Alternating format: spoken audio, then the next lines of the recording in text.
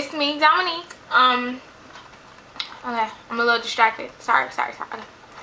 It's me, Dominique. I wanted to come in and record this video because I've been wanting to record it for a while, but like I keep putting it towards the back burner because I'm just like, I don't know if I should record it or whatever. Anyway, this video was inspired by two videos I saw from people I'm subscribed to. The first was Montana De Leon 1 and New Baldwin TV. And it's not like, basically when I seen both videos, that's when I told myself, you know what, I should do this video on my take on this whole thing. So this video is going to be about labels, and labels as far as, you know, relationships with men and women, or labels with anyone you're in a relationship with. A lot of people say that labels aren't important, labels only complicate things, labels only put, like, they put restraint on whatever the situation is. I guess that's the best word I can use for it. And then a lot of people say, oh yeah, and this video is also inspired by a question by, I forgot her YouTube name, but I follow her on Twitter. She asked a question, so what do you guys think about,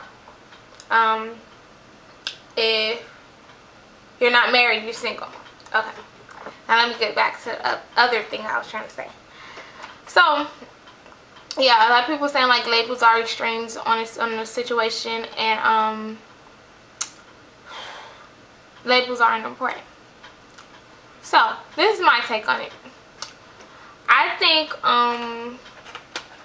labels aren't important as far as my girlfriend, my significant other, my boyfriend aren't important, but a definition of the situation you're in is very important.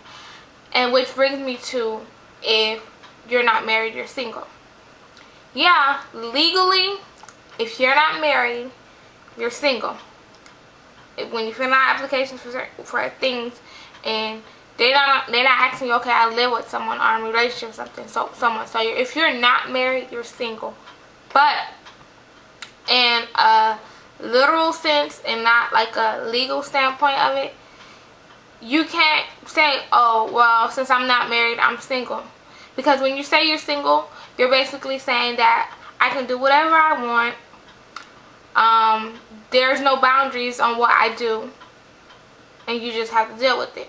Now, if you're in a situation like where, okay, this is the person that me and you are together, me and you, like, we go out on dates, we hang out, we're having sex, but I don't want to put a label on it. I don't want to say you're my girlfriend, or I don't want to say you're my boyfriend, because that's going to make you feel some type of way, or that's going to make me feel some type of way, which is fine. But if you're not going to say that, have a definition of what the situation you're in. Okay, we're hanging out, we're having sex, this is what we're doing. Oh, are we seeing other people? Are we having sex with other people?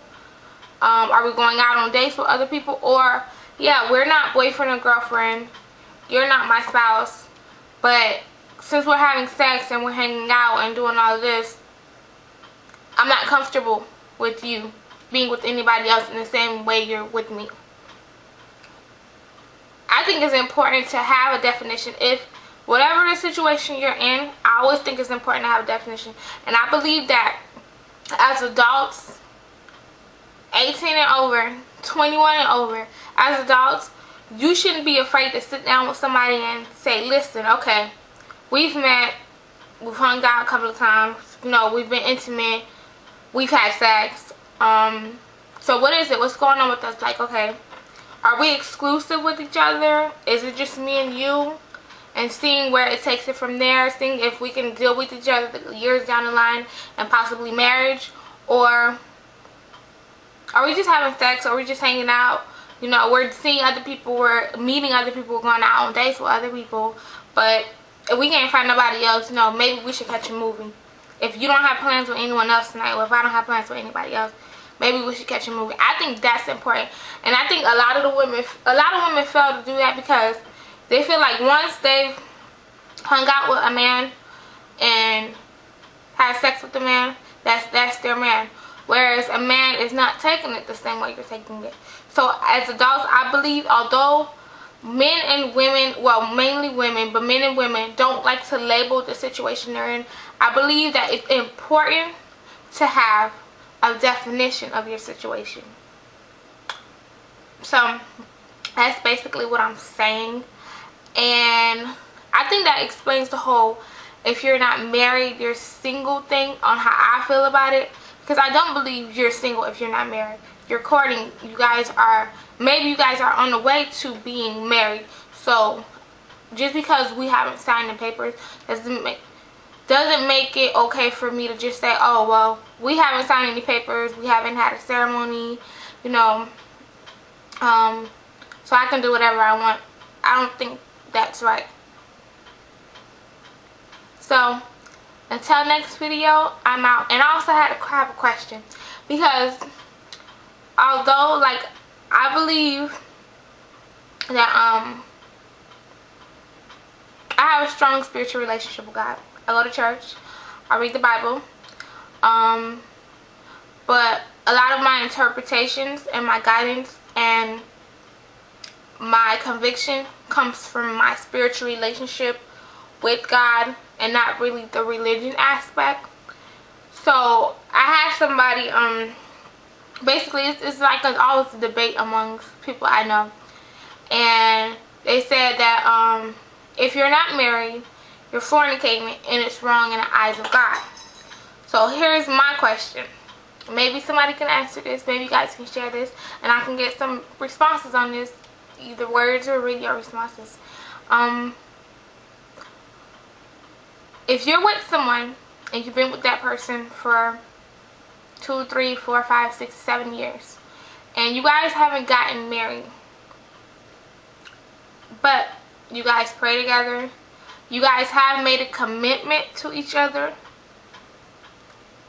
and the commitment with each other and a commitment to God that you guys would be with each other, and but you guys just haven't, you know, had a ceremony or signed the paperwork.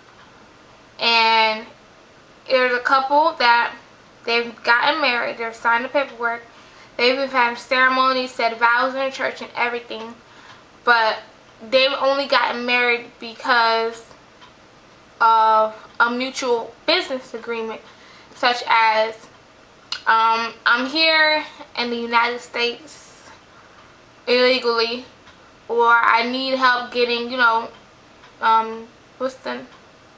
residency, and I want to get married, and we're going to have a ceremony and everything, but that's just what it's going to be. We're just going to get married so you can help me get my residency. So I've asked people this question before. Do you think God adheres to that couple and looks at that couple as you're doing the right thing because you guys had a ceremony in church and you guys signed the paperwork, versus a couple that actually love each other and have committed to each other and have committed to their relationship with God as the unit and as individuals? So yeah, that's my question, if you guys got that. Until next video, I'm out.